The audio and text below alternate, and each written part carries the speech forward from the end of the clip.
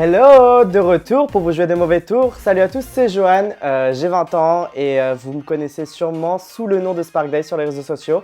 Voilà, je m'amuse, je raconte ma vie sur Instagram, sur YouTube et aujourd'hui je vais beaucoup plus me dévoiler en toute intimité avec Samzira, donc j'ai trop hâte.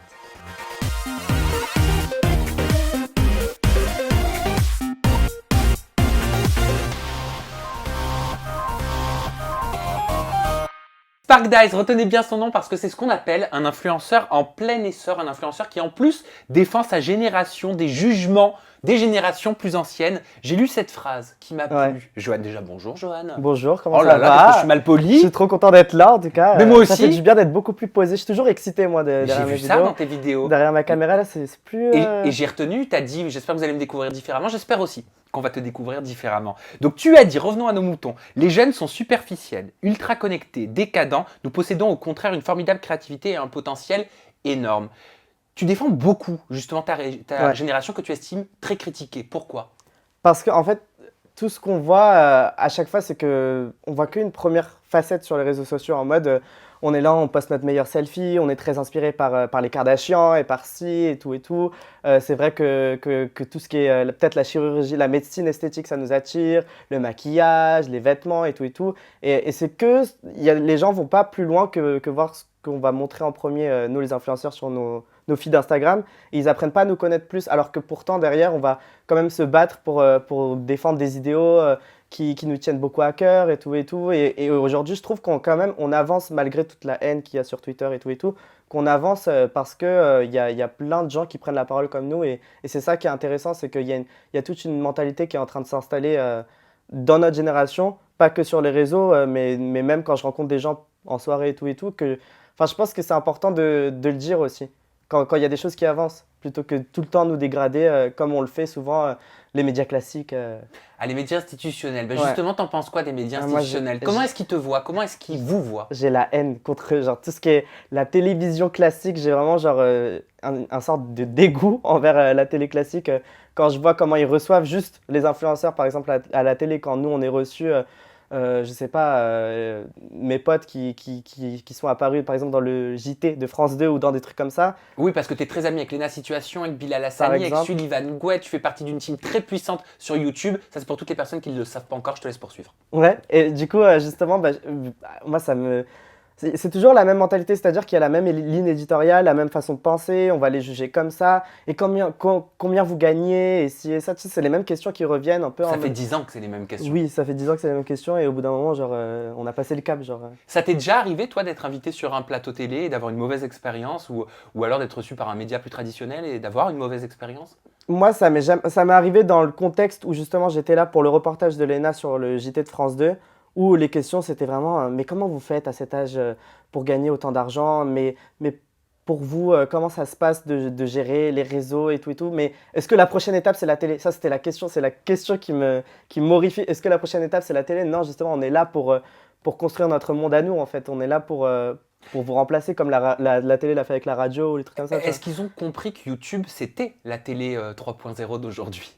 Je pense que ça commence à arriver ici en France, ils commencent à comprendre que déjà les plateformes de streaming, aujourd'hui tout le monde regarde Netflix, toute la VOD, les trucs comme ça, donc je pense que ça commence à arriver, mais nous on est là pour proposer des choses innovantes ou des trucs comme ça sur nos réseaux pour que les gens comprennent que c'est nous le nouveau divertissement. Tu dis ils ont peur qu'on prenne leur place, tu le penses sincèrement? Je pense pas que si c'est ça en fait. C'est un peu. Non, en vrai, je pense pas qu'il y a que de la haine et que tout le monde est comme ça dans la télévision, mais c'est juste qu'à chaque fois, de ce que je vois ou de ce que j'entends, c'est toujours la même chose en mode. Ils nous regardent de haut en fait. On peut aller. Ça m'est déjà arrivé d'accompagner Bilal par exemple à un plateau ou moi-même aller sur une émission, etc. Et de voir que les gens ils te regardent un peu de haut en mode. Pareil dans les événements en fait. C'est-à-dire que ça m'est arrivé aussi lors d'une avant-première d'un film que des gens qui étaient là, les photographes qui sont là pour le photocall, te méprisent parce que derrière, il y a une actrice qui attend, ou une Miss France, ou des gens, enfin, tu sais, des métiers qu'on connaît un peu plus, qui attendent derrière, et ils sont là en mode mais qu'est-ce qu'il fait là sur le photocall? Pourquoi j'ai à le prendre en photo? Je le connais même pas, ce petit. Cette Miss France, ou cette actrice, peu importe, ou cet acteur, ou ce chanteur, est-ce qu'ils ont autant d'abonnés que vous? Est-ce qu'ils engendrent autant de vues et de visibilité que vous sur les réseaux? Non, mais je pense pas qu'en fait, le plus important, c'est de se focaliser sur les vues ou les trucs comme ça, mais c'est peut-être comprendre un peu l'impact qu'on a aussi, tu vois. C'est un tout. Bien sûr, une Miss France sur le photocall d'un film, c'est hyper prestigieux d'avoir ça, c'est trop cool et tout, mais ça veut pas dire que l'influenceur derrière qui, lui, va faire une belle photo et va la poster sur son Twitter, c'est nul et c'est pas important à côté de... Tu vois ce que je veux dire? Parce que la photo de la Miss France, on va la retrouver sur un site et tout et Mais tout. c'est quoi pour toi? C'est un mépris? Ouais, ils nous regardent de haut en mode, mais qu'est-ce qu'ils font là en fait? C'est juste des petits cons avec leur téléphone et ils servent juste à mettre le film avec le petit hashtag et tout et tout. Alors que en fait, notre photo, elle est tout aussi importante que celle de la Miss France. Tu vois ce que je veux dire? Et comment faire évoluer justement ces mentalités selon toi? Justement, en innovant, en montrant qu'on est créatif, qu'on sait faire des choses, qu'on propose des nouveaux trucs, juste pas qu'on s'enferme dans le contenu qu'on est en train de faire, de s'ouvrir aussi aux idées et tout. Là, notamment pour mon nouveau projet à l'Eterner, on a collaboré avec quelqu'un qui vient de la télévision, qui lui est ouvert aussi à tout ça. Donc je pense qu'il y a une rencontre à faire entre ces deux mondes-là, mais il faut pas que nous, on s'enferme et pas que eux aussi, en fait. Il faut que chacun s'intéresse au monde. C'est un échange, il faut Ouais, c'est un échange. s'apprivoiser. Exactement. Ouais. Peut-être. Je voulais parler de ton look un Ouais. petit peu. C'est marrant parce que sur Instagram, tu as écrit I rarely look happy on my pics, but I am. J'ai l'air très rarement heureux sur mes photos, mais je le suis. J'adore le petit accent. Ouais. T'as vu comment j'ai fait I rarely look happy on my pics, but I am. Voilà un beau sourire. J'aime pas mon sourire.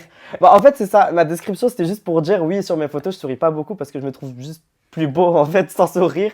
Et sinon, c'est vrai que les gens, par exemple, qui me croisent dans la rue, qui me voient dans mes vidéos et tout, j'ai un regard noir. T'as l'impression que je me plains, que je suis hautain. Et tu sais, j'ai un regard très. Je fronce les sourcils, j'ai souvent des cernes et tout et tout. Et c'est juste que. C'était pour dire qu'en fait, c'est ma façade, mais derrière, je suis quelqu'un de hyper épanoui. Derrière, derrière mes photos, derrière mon visage un peu.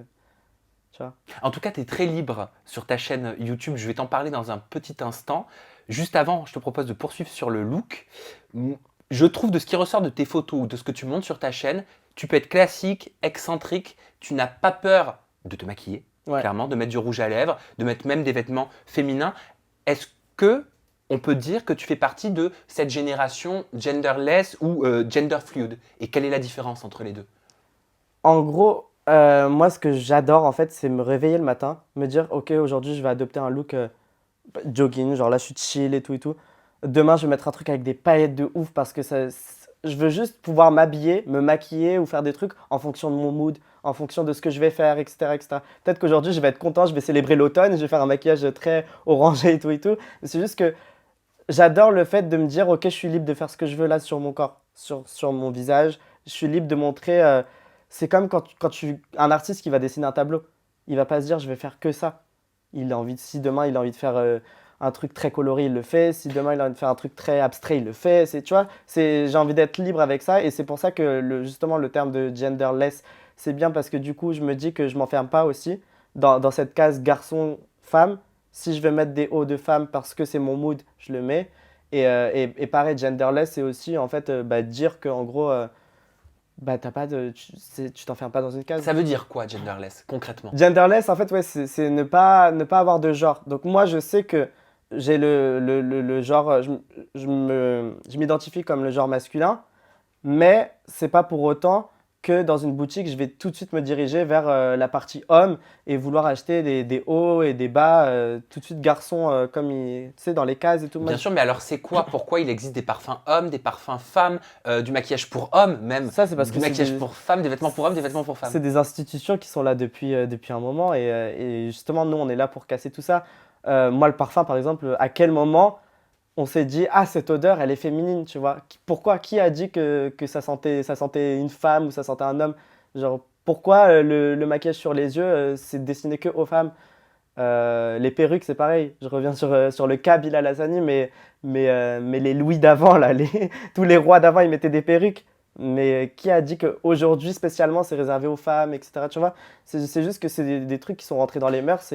Donc si je comprends, c'est la société qui nous fait avoir peur de l'autre, quelque part. C'est l'évolution de la société, Ouais. soit on s'adapte, soit on est quelque part dit différent. Ouais, je pense que tout ça, ça passe aussi beaucoup par les médias. Et c'est pour ça que nous, notre rôle en tant qu'influenceur, je dis pas que c'est une obligation de le faire, mais c'est toujours mieux de le faire parce que comme on est un peu le nouveau média, c'est bien justement de faire passer ce message en permanence. Et c'est pour ça que je le fais beaucoup dans mes vidéos sur Instagram et tout. Si j'ai envie de porter mon rouge à lèvres sur une photo, je le fais, quoi. D'ailleurs, tu es le premier ambassadeur de la marque Jennifer, premier ambassadeur masculin. Masculin, ouais. Je savais pas ils ont des collections hommes ou alors Alors non, on s'en fout. justement, c'est ça, on s'en fout. C'est que ce qui est trop cool avec Jennifer, c'est qu'ils sont venus vers moi. Ils m'ont dit clairement, OK, il y a le gros festival Coachella, il y a toutes les marques qui vont s'arracher des influenceurs pour les emmener là-bas et tout et tout. Moi, c'est un rêve d'aller à Coachella, donc forcément, j'ai sauté sur l'occasion. Et en même temps, ils sont venus vers moi avec ce discours en mode, nous, notre nouveau, le nouveau message qu'on a envie de faire passer, la marque Jennifer, c'est Don't Call Me Jennifer. C'est en gros, ne m'appelle pas, en gros, ne me mets pas dans une case. Si j'ai envie d'être comme ça, je suis comme ça, et ci et ça. Donc un garçon peut très bien aller chez Jennifer et porter des pantalons, des vestes. Et j'ai trouvé vraiment, c'est pas parce que j'ai collaboré avec eux, mais j'ai trouvé mon bonheur là-bas. J'ai pu bien faire mes tenues et tout et tout. Et c'est ça, en gros, de base, qui était destiné pour les femmes ou les filles. Je veux dire, à l'époque, on pensait que c'était une marque très fille. Aujourd'hui, je vois justement des abonnés qui sont des garçons et qui vont là-bas, en fait. C'est Au trop même cool. titre qu'une femme peut s'habiller au rayon homme. Pareil, pareil. Et c'est sur ça que Jennifer insiste, parce que justement, ils font aussi beaucoup de, tu sais, des pantalons très, justement, qu'on jugerait masculins, des cargos, les trucs comme ça. Ça, c'est des trucs qui sont de base masculins et qui commencent à devenir très féminins. Alors qu'au final, bon, voilà, c'est juste, il n'y a plus de cases. C'est ni masculin, c'est ni féminin, mais c'est juste, serre-toi, genre, achète ce que tu Ça veux. te plaît, Voilà, porte-le. exactement. Et Voilà, ça, c'est pas, c'est c'est quoi trop déjà cool. Vinted? Tu ne le portes pas, vends-le. Là, c'est t'as envie de le porter, mets-le. Exactement, Voilà. mets-le. Par rapport à tes idées, par rapport à la thématique de ta chaîne, est-ce que Joanne, tu as déjà rencontré des difficultés, pardon, à monétiser tes vidéos? Ça m'est arrivé. Ouais. Quand c'était des sujets un peu plus. Il y a eu un moment où ça faisait polémique. Et à peine tu mettais peut-être le drapeau LGBTQ sur ta miniature et ça y est, tout de suite, la vidéo elle était orange. Ça veut dire que la monétisation elle est un peu En gros, ça moyenne. veut dire que tes vidéos sont limitées, si tu as le drapeau orange, Limitée. limitées en annonceurs, donc ça veut dire quasiment pas d'annonceurs, donc tu ne Ouais. gagnes pas d'argent sur ta Tu ne vidéo. gagnes pas autant d'argent, sachant que moi aujourd'hui je vis de tout ça à temps plein, donc c'est un peu compliqué de faire en sorte tu sais, de régulariser un peu tout ça, quoi, en gros. Et donc moi je faisais très attention à ça. Je Mais comp- pourquoi c'était vu comme de la haine? C'était vu comme une insulte? Ben, Parce c'est qu'il ça me que je semble que c'est la haine et les insultes, les polémiques, ou alors les sujets touchy qui sont Parce quelque que c'est part vrai que sur limités. YouTube, il y a une communauté qui est très jeune. Moi, par exemple, dans les personnes qui regardent ma chaîne, il y a quand même une forte communauté de personnes qui sont plutôt jeunes et tout et tout. Et tout de suite, je pense que le terme LGBTQ, c'était tout de suite associé à tout ce qui était story time, où on était libre de dire tout ce qu'on avait envie de dire et tout et tout. Ils avaient peur que, je pense, de, que le contenu soit trop. J'ai Sexuel? pas les mots. Ouais, je pense qu'ils associaient ça à ça tout de suite, alors que pas LGBT du tout. égale sexe, gay égale Voilà, sexe. je pense que ça rentrait dans le cliché tout de suite et c'est pour ça que tout de suite les annonceurs ils ont pris peur et tout et tout. Alors que derrière YouTube ils sont à fond derrière nous et tout donc on trouvait ça un peu bizarre. Il y a eu cette période où justement j'avais pas mal de mes vidéos qui étaient en signe orange, donc monétisation limitée. Mais là aujourd'hui ça va mieux. Mais Parce que YouTube avait réagi au moment de la marche des fiertés. C'était il y a un petit moment. Ils avaient dit c'est le dernier jour du mois des fiertés. Nous voulions adresser un message à la communauté LGBTQ. Nous sommes fiers des voix LGBTQ incroyables qui s'expriment sur notre plateforme et du rôle important que vous voulez jouer dans la vie des jeunes gens. Nous nous sommes demandé si nous n'avions pas laissé tomber la communauté LGBTQ, publicité inappropriée et préoccupation au sujet de notre politique de monétisation. Nous sommes désolés et nous voulons faire de notre mieux. Nous voulons faire mieux. Toi, tu vois ce message-là comme des excuses? Comment est-ce que tu le vois, ce message? moi Comme je un trouve que soutien? je trouve que ça va dans le sens où après ça on a vu une amélioration nette. C'est-à-dire que moi j'ai plus eu de problème. Pourtant mes vidéos sont les mêmes ou même je suis encore plus libre que ce que je faisais avant. Donc là j'ai pas eu de problème. Mais il y a des gens qui ont crié au pinkwashing, qui est un sujet intéressant dans le sens où le pinkwashing c'est par exemple quand une marque elle va par exemple faire un truc pour la Pride et tout, alors que c'est pas une marque qui est forcément à fond dedans, tu vois, dans le message et tout et tout. Et C'est-à-dire qu'ils vont se servir de la lumière autour d'un exactement. événement, de l'événement LGBT pour faire parler d'eux. Pour faire parler de la marque, tu vois. Donc il y a certaines marques qui sont comme ça, quand on se renseigne un peu plus, on se dit ah ok sinon ça va, etc., etc. Donc ça se discute, mais moi pour moi je trouvais que c'était déjà très bien d'avoir fait un message, de s'être rendu compte peut-être de l'erreur, parce que faut pas oublier que YouTube c'est des algorithmes de base et que je pense que des mauvaises manipulations ça fait que tout de suite il y a une certaine case de vidéos qui se retrouve dans le même cas, mais au final moi, je trouve ça très bien de la part de YouTube. Et aujourd'hui, vu que j'ai plus de problème, pour moi, je trouve que ça va. Après, je sais pas pour les autres comment ça se passe, Mais en fait, je me sens libre sur YouTube. Je me sens plus libre que si j'étais dans une émission télé classique, par exemple, tu vois. C'est en 2018, alors que tu as que 18 ans, bah, c'était il n'y a pas si longtemps que ça, hein, Ouais, c'était l'année que dernière. tu annonces à tes abonnés justement que tu es bisexuel. Et je mets des guillemets parce que pour toi, le terme, il a été mal choisi. Ouais, c'est vrai que je me suis pas précipité parce que c'est quelque chose que je voulais trop faire, le dire sur ma chaîne. Tu vois, j'étais pas en pleurs sur ma vidéo parce que j'étais quand même content de le faire, tu vois. Et ça s'est bien passé, mais je pense que le terme, bon, en fait, je l'ai dit parce que aujourd'hui, je sais clairement que j'ai une attirance plus importante pour les garçons que pour les filles, mais ça, c'est pas impossible, ça m'arrive certaines fois d'avoir une attirance pour une fille ou, tu vois, juste une petite étincelle ou des trucs comme ça, et je me dis que si un jour il y a quelque chose qui se passe avec une fille ou quoi que ce soit, j'ai pas envie qu'on vienne m'embêter, tu vois. Et c'est pour ça que je me suis mis dans une case bisexuelle. Or, c'est pas la chose à faire, c'est le truc que je dis en permanence. Ne nous mettons pas dans des cases, tu vois. Donc, je l'ai dit, j'ai dit je suis bisexuel parce que je me suis dit c'est pour ma communauté, pour qu'ils comprennent et tout et tout. Mais si j'avais pu trouver un autre terme, je l'aurais fait. Peut-être que j'aurais dit queer directement, tu vois. Il paraît que c'est Bilal Hassani qui t'a poussé à faire ce coming out dit médiatique. Ouais, parce qu'en fait, à l'époque, quand j'ai commencé ma chaîne, je parlais des stars, des people et tout, je faisais des chroniques et Où tout et tu tout. faisais les stories des stars. Les stories J'ai des vu. stars, ma vidéo la plus vue, c'est l'histoire de la famille Kardashian, je raconte un peu tout et tout. Et je pense que du jour au lendemain, je me suis dit, bon, ça me plaît, mais j'ai envie de faire plus, j'ai envie de parler de moi. J'ai envie de faire comme tous mes potes, j'ai envie de m'amuser, j'ai envie de raconter ma vie, etc. Parce qu'il s'en passe des choses quand même. T'avais peut-être peur de parler de ta vie à ce moment-là. Exactement. Et du coup, c'est à ce moment-là où j'étais très proche de Bilal. On est toujours aussi proche, mais c'était le moment où je dormais tout le temps chez lui, etc. etc. Et c'est là que je lui disais, bon, qu'est-ce que je fais pour ma chaîne? J'ai envie d'être moi, j'ai envie d'être authentique, j'ai envie de raconter ma vie et tout. Il m'a dit, bah, commence par le début, dis qui tu es. Je te force pas à faire ton coming out, j'ai pas envie de te pousser, etc., etc. Mais sachant que ta famille et tes amis ils le savent, pourquoi tes abonnés ils auraient pas le droit de le savoir? T'avais Fais-le. peur de quoi? J'avais pas forcément. Je sais pas de quoi j'avais peur en fait. C'est-à-dire que je l'ai fait vraiment sur un coup de tête et quand je l'ai sorti, j'étais pas stressé. J'ai mis la vidéo en ligne et tout, j'étais pas en mode. Tu vois? Mais je pense que je le faisais pas parce que peut-être que j'avais peur du regard de ma famille plus éloignée. Parce que toute ma famille ne le savait pas.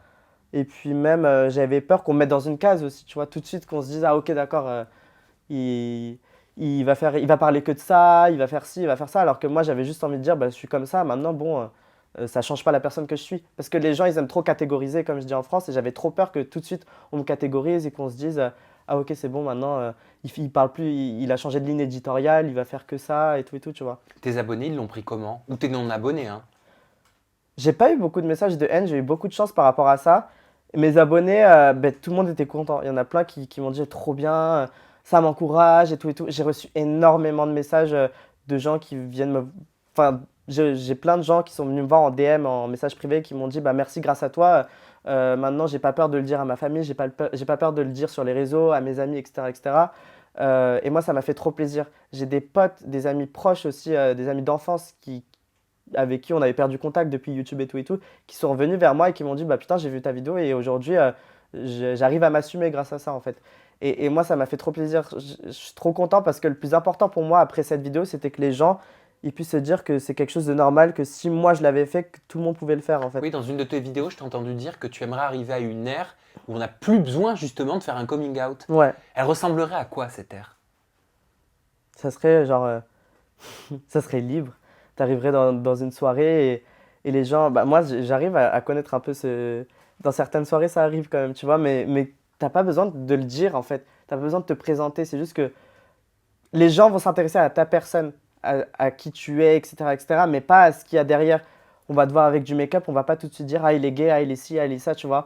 Moi, j'ai des potes qui sont hétéros et qui pourtant aiment bien mettre du vernis.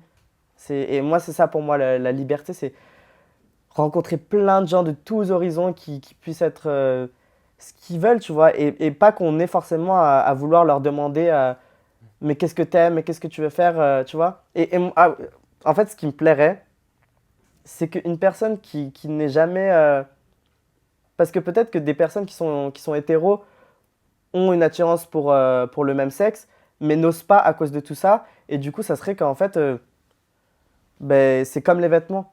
tu fais ce qui te plaît en fait. Tu vois ce que je veux dire? C'est un peu, c'était pas très clair ce que j'ai C'est dit. très clair. Ouais, Si, c'est très clair. En mais tout cas, c'est un sujet qui est un peu, qui est un peu flou.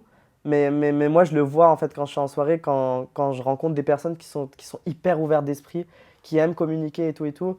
C'est le moment où je suis le plus épanoui, quoi. tu te sens libre? Moi, honnêtement, oui, aujourd'hui, euh, 100% de mes amis, de mon entourage ou même de mon cercle proche m'acceptent comme je suis, avec ma personnalité, avec mon orientation sexuelle, avec ce que j'aime porter ici et ça. Je peux être qui je veux et je me sens jamais jugé. Et ça, c'est énorme. Pareil pour ma famille, ils sont vraiment là derrière moi. Ils me soutiennent à chaque fois que je peux poster une photo avec du make-up et ils vont me dire bah, putain, trop beau, des trucs comme ça. Et ça, c'est le meilleur truc, c'est-à-dire que je suis trop content. T'es tellement libre que je t'ai même vu boire du vin sur ta chaîne YouTube et tu le dis, attends, on va se prendre une petite gorgée de vin, comme ça. Ah ouais? Ben, je te pose la question, je t'en parle, parce que c'est rare de voir des youtubeurs qui boivent un verre de vin durant une vidéo. Moi, je comprends à chaque fois qu'il y ait quelques messages en mode fais attention, il y a quand même une communauté qui est très jeune Ah, et tout et tu tout. reçois des messages? Ouais, j'en reçois énormément, mais moi, ce qui m'énerve, c'est que j'ai jamais vraiment demandé à être un exemple pour les gens en fait. Je fais mon contenu, je monte ma vie, et justement, si vous me suivez, c'est parce que bah, ça vous plaît au final. Je pense que c'est ça qui plaît le plus, c'est l'authenticité, c'est d'être spontané, tu vois, aujourd'hui, c'est d'être vrai. Que tu ne sentes plus trop la barrière entre l'écran et l'influenceur que tu regardes. Et du coup, bah, me montrer comme je suis en soirée et ci et ça, je trouve ça trop cool. Après, certes, je vais pas montrer le mauvais exemple en mode je vais pas forcer Mais sur qu'est-ce qui est un mauvais exemple? tous les sujets touchy, le tabac, l'alcool. Moi, je fume pas aujourd'hui, tu vois, mais il y a des trucs où c'est un peu plus compliqué de montrer parce que souvent, tu te reçois plein de messages en mode ah, mais attention, oui, des fois, c'est des trucs violents, hein. C'est genre en mode t'as pas honte, il y a des jeunes qui te suivent et tout, mais enfin, laissez-moi tranquille. Je montre ce que je veux sur ma chaîne, quoi. Ouais, mais est-ce que tout ça, ça te pousse pas quelque part, malgré toi, à t'auto-censurer, petit à petit?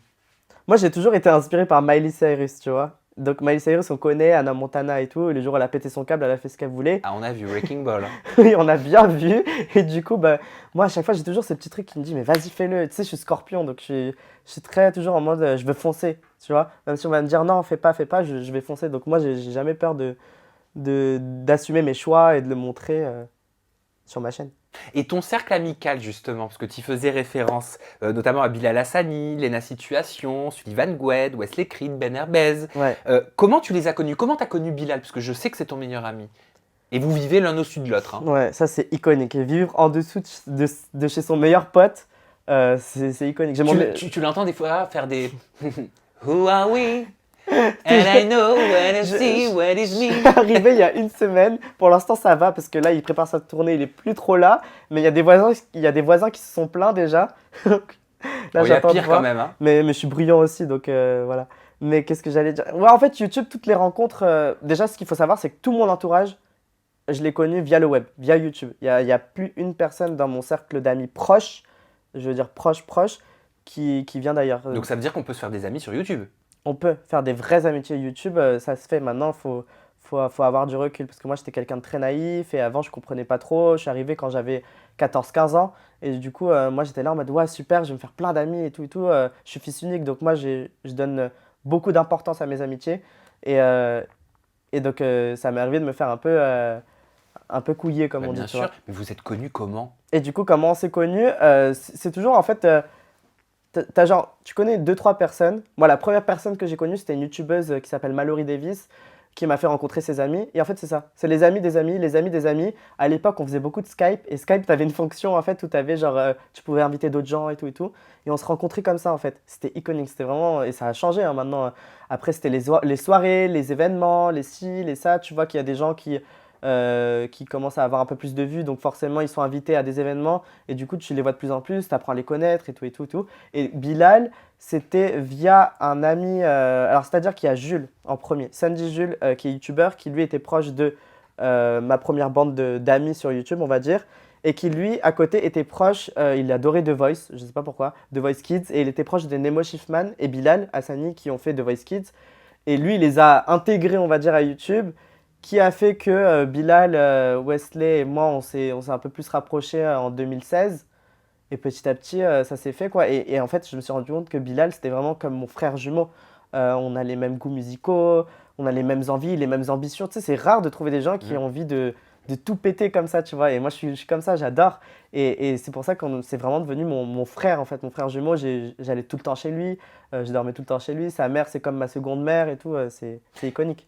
Pourquoi elle est si inspirante, votre team, justement, sur YouTube? Je peux te donner mon avis ou pas? Vas-y, Ok. je vais savoir. Ben, je trouve incroyable autant de jeunes, parce que vous êtes très jeunes, avec autant de créativité Ouais. réunis ensemble.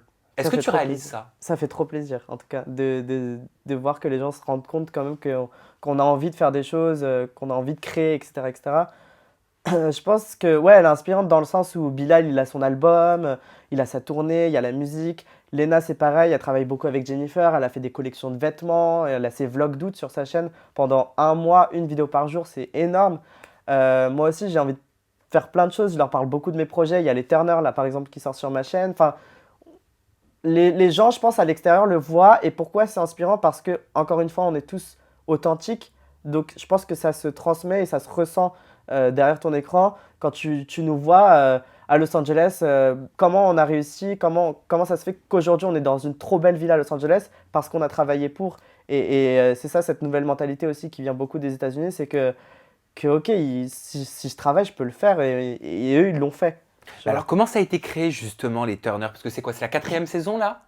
C'est là, on va dire, là, c'est compliqué, hein. On a fait tellement de Ben dérives oui, et tout et parce tout. qu'il y a 2 ans, vous annonciez que c'était terminé. Au Ouais. final, là, vous explosez tout avec Fini la vie parisienne, rendez-vous dans la jungle. Qui est à l'origine des Turner? Et c'est hébergé sur ta chaîne, la nouvelle saison. Et puis, je vais te demander aussi, est-ce que c'est une télé-réalité? Est-ce que tu considères que c'est une télé-réalité? Est-ce que ce sont des vlogs? Qu'est-ce qu'on regarde? Alors, les Turner, d'abord, c'est Wesley et moi. Wesley Creed et moi, on était vraiment meilleurs potes. On l'est toujours. Aujourd'hui, on vit ensemble. Donc, on a notre colocation et tout et tout. Et les gens nous associaient vraiment. Enfin, ils ont tout de suite vu qu'il y avait un duo, il y avait quelque chose à faire. Nous, on se montrait beaucoup ensemble sur nos chaînes et tout et tout. Et je lui ai dit un jour, mais putain, pourquoi on ferait pas des vlogs un peu plus poussés où on se mettrait en scène. Enfin, on était tellement drôles et moi en même temps, genre nous deux ensemble, c'est comme, tu vois, c'est deux énergies ensemble qui explosent et c'est trop cool à voir. Et les gens nous le disent même de base, nos potes proches, vous deux ensemble, mais c'est Timon et Pumba, quoi. Et donc, on a décidé de faire les Turner parce que on s'est dit ça va être drôle de se mettre en scène. Et je me suis dit, j'ai pas envie de faire quelque chose. Lui, Wesley, tout comme moi, il était passionné de télé-réalité. Bon, il regardait encore un peu, mais c'était l'époque où vraiment on était à fond dedans. Et c'est là qu'on s'est dit, putain, mais il faudrait qu'on mêle un peu le côté vlog à la télé-réalité. Donc on a mis le confessionnal et tout et tout. Aujourd'hui, je peux pas dire que c'est une télé-réalité à proprement parler. On peut appeler ça une série réalité, etc., etc. Mais même si on reprend quelques codes de la télé-réalité, ce qui est différent de ce qu'on faisait avant, c'est qu'on est beaucoup plus donc authentique. Encore une fois, c'est le terme qui revient, mais tu vois la différence. C'est-à-dire qu'on est libre, on montre ce qu'on a envie de montrer, et tu vois que c'est nous qui prenons la parole, qu'on n'est pas dirigé, etc., que c'est pas trop surfait et tout et tout. Et c'est ça qui est trop cool. C'est ça les Turner, c'est une trop belle aventure et qui est retransmise avec nos idées. Quelle est la différence entre les Turner et les télé-réalités qu'on peut voir sur W9, Énergie 12, TFX, du type La Villa des Cœurs Brisés, Les Marseillais, Les Anges? Moi j'étais un énorme fan de tout ça. Genre, vraiment, pour te dire, j'étais tellement fan des anges à l'âge d'or. C'était au niveau de la saison 4, 5, 6. On connaît Nabila, les anges en Australie, puis ci, puis ça. Et et donc forcément, on va retrouver quelques codes parce que tu te dis que bah, j'ai grandi avec ça, donc je suis inspiré et tout et tout. Mais la différence, c'est que c'est beaucoup plus intime. Et là, dans les Turner aussi, on cherche à pousser le côté un peu plus documentaire. C'est-à-dire que là, on va mélanger le vlog et la télé-réalité, mais il y a une petite touche de documentaire dans le sens où là, certes, on est sorti de notre zone de confort, on est parti faire des trucs un peu rigolos, on a été dans la jungle et tout, mais on s'intéresse aussi à la culture et tu verras qu'il y a quand même des séquences dans la télé-réalité où on rencontre des locaux qui parlent avec nous, on s'intéresse un peu à comment ça se passe là-bas et tout et tout. Et c'est ça la différence, c'est qu'il y a un regard un peu plus culturel en fait et c'est ça que j'adore. Tu regardes encore la télé-réalité? À la Je télé? regarde plus. Je regarde plus, je regarde celle aux États-Unis. Forcément, je n'ai pas lâché les Kardashians. Pour moi, ça monte crescendo, c'est de mieux en mieux. Pourquoi tu regardes plus en France? Et pourquoi je regarde plus en France? Parce que ça me répugne. J'essaye hein, pourtant, parce que j'étais un très grand fan. Chaque année, par exemple, Les Anges, je suis là au début et tout, mais là, je tiens vraiment deux trois épisodes. Alors qu'avant, louper un épisode, pour moi, c'était impensable. Mais c'est juste que le le casting, c'est toujours la même chose. C'est redondant, c'est des personnes, c'est les mêmes profils. On voit jamais les personnes qu'on a envie de voir, en fait, les personnalités qu'on a envie de voir, qui sont sur les réseaux ou qui sont dans notre entourage, on les voit jamais dans ce genre de programme. C'est très stéréotypé, souvent c'est problématique, c'est à la limite, quoi. Et après, moi, bon, ça c'est personnel parce que j'aime trop tout ce qui est artistique et tout, mais tout ce qui est direction artistique sur des programmes comme ça commence à devenir n'importe quoi. Je dis pas que je suis le meilleur dans tout ça, mais ça devient désagréable de regarder des Non, mais programmes comme ton ça. regard est intéressant parce que tu es jeune, tu as 20 ans. Ouais, ouais. Donc tu as grandi avec tout ça, ton analyse, elle est intéressante. Ouais, non, mais c'est ça, c'est que je suis quelqu'un de très visuel. Je suis à fond sur tous les petits détails, les trucs comme ça, les logos, les ci, les ça, les ci, les ça. C'est pour ça qu'aux États-Unis, je suis fan de ce qu'ils font parce qu'ils sont très forts sur la communication, sur les ci, les ça. Quand tu regardes les Kardashians, c'est beau, il y a des beaux plans et tout et tout. Mais les Anges et les Marseillais, certes, c'est divertissant, mais au bout d'un moment, ça devient. T'as une tête comme ça quand tu finis un épisode. Et quand j'étais au collège, je kiffais, hein. Mais là, c'est plus possible, c'est désagréable à regarder. Tu vois. C'est mieux la télé-réalité sur YouTube ou c'est mieux la télé-réalité à la télé? À la télé, c'est bien dans le sens où ils ont des moyens. Et moi, ça serait mon rêve de pouvoir, après cette saison des Turner, peut-être pourquoi pas, de faire un truc avec les moyens d'une télé-réalité à la télé. Donc forcément, il y a beaucoup plus de qualité dans le sens où le son, il va être beaucoup plus quali, et ci et ça, le montage et tout. Sachant que moi, là, je fais presque tout seul sur cette saison-là. Mais c'est mieux sur YouTube dans le sens où, bah, même la diffusion. Notre communauté, elle est là parce que la plateforme YouTube, elle est libre. Tu viens quand tu veux, c'est de la VOD, c'est comme Netflix. Tu regardes sur ton téléphone, sur ci, sur ça, t'as pas trop de pubs non plus. C'est trop cool. Et juste, pourquoi les Turner? Ça vient d'où? Pourquoi ce mot? Est-ce qu'il y a un lien avec Afida Turner? Oui. Et on l'a gardé parce qu'au final. Mais ça, c'est vraiment le truc. Là, à chaque fois avec Wesley, on s'est dit, mais putain, mais si on nous repose la question, ça va être la honte. Ah, je suis désolé. Alors. Mais je l'adore. Non, mais je l'adore. Ouais, faut l'assumer. Mais je l'assume à fond. Et je suis trop contente de raconter la petite histoire derrière ça. Parce qu'en fait, avec Wesley, on était trop fans d'Afida. Toutes les vidéos qui tournent sur elle sur Twitter, elles nous font trop rire. Et je pense qu'elles font rire tout le monde. Genre avec le champagne et tout. Avec le champagne, je reprends même une expression d'elle dans cette saison-là. Il y a des trucs, des fois, où des mimiques ou des trucs comme ça, on est trop inspiré par sa personnalité parce que c'est une icône. C'est- Parce que c'est une icône et je l'adore. Et donc, ouais, on avait juste pris les Turner, Turner parce que c'est son nom. Mais qu'elle commence pas à nous attaquer, hein, parce que c'est plus son nom de toute façon. C'était son nom de mariage, je sais plus quoi là. Donc c'est bon, les Turner. Maintenant, c'est notre nom, on se l'est approprié. Mais c'était pour montrer qu'on était aussi fou qu'elle en fait. On est de sa famille, on est aussi zinzin. En tout cas, c'est une très très bonne série réalité, même si c'est pas une série dans le sens où je sais que pour vous connaître mieux maintenant, votre team, rien n'est joué. Ouais. À rien. C'est de la pure vérité, c'est votre pur quotidien que vous montrez. Et je suis pas d'accord avec toi quant à la qualité, parce que sur cette nouvelle saison au Laos, je trouve que vous vous êtes énormément upgradé. Ouais, on a eu beaucoup de chance parce qu'on a Charles Comity qui travaille donc, dans Comity Production, qui est une boîte de prod qui font notamment Enquête exclusive, Zone interdite ou des documentaires sur Arte ou des trucs comme ça, je crois. Et qui lui est venu. En fait, c'était une rencontre toute banale. En fait, c'est juste que lui, il a l'habitude de faire des voyages comme ça. Et moi, je pouvais pas m'embarquer, moi et mes potes, dans un truc comme ça si on n'a pas un guide ou un truc comme ça. Il est pas guide, mais je veux dire, au moins, c'était plus Un safe. référent. Et il a un regard différent aussi, c'est grâce à lui qu'on a eu ce regard, voilà. Et il a ramené sa caméra, son petit micro HF, il nous l'a mis et voilà, la qualité, elle était d'un coup plus, c'était plus intéressant d'avoir quelqu'un de pro, tu vois. Et c'est pour ça que tout à l'heure je disais que c'est intéressant qu'il y ait une rencontre entre ces deux mondes, parce qu'ensemble on peut faire des choses trop bien. C'est quoi ton rêve ultime? Moi, j'en ai plein. Allez, tu vas nous communiquer ton rêve ultime professionnel Ouais. et personnel. Rêve de vie. Alors moi je suis quelqu'un qui est à fond dans le taf, donc professionnel ça va être plus facile. J'ai envie d'avoir une carrière, c'est hyper cliché ce que je vais dire, mais à la Rihanna, dans le sens où elle est libre de faire ce qu'elle veut. Elle fait de la musique, elle fait de la musique. Elle fait une marque de make-up, elle le fait. Si demain elle veut faire un film, elle le fait. Elle a fait un livre là il y a 2 semaines, tu vois. J'ai envie d'être aussi libre que ça et avoir assez de puissance, on va dire, de notoriété pour pouvoir faire passer des messages importants comme ça à travers, bah, je sais pas, une marque ou des ci, des ça. Parce que moi, tout ce qui est la créativité, les trucs comme ça, le business, comme dirait Jenny G dans Hollywood Girls. Moi, ça m'intéresse de fou, ça me draine. Le matin, je me lève et je me dis, putain, je vais faire quoi? Je vais faire ci, je vais faire ça. Voilà, j'évoque la musique parce que c'est aussi une de mes premières passions. On ne dirait pas comme ça, mais La chanson? ouais, c'était quelque chose qui me... Je chantais beaucoup quand j'étais petit, j'ai arrêté parce que j'ai perdu confiance en moi.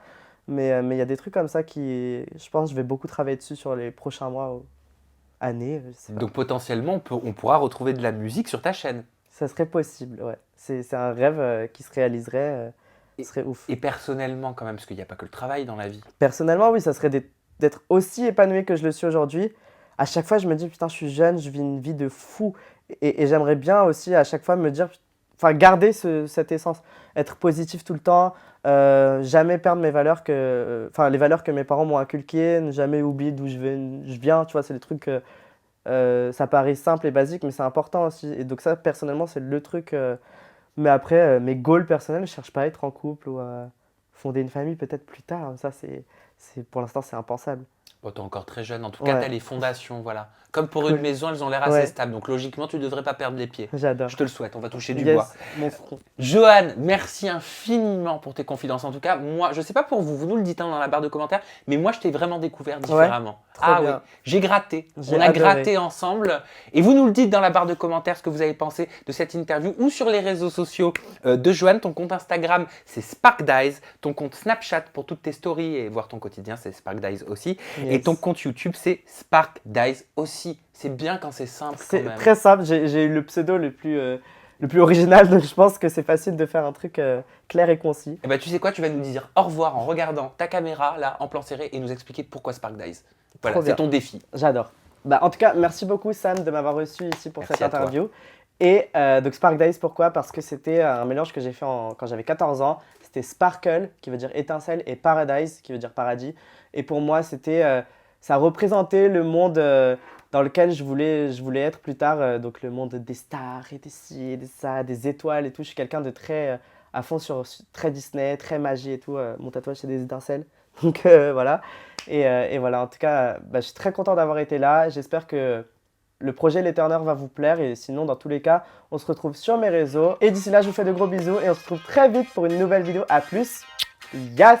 Bisous à tous, moi aussi je vous aime fort. Et les Turners, toujours disponibles, ça tourne sur la chaîne YouTube de SparkDies depuis un petit moment maintenant.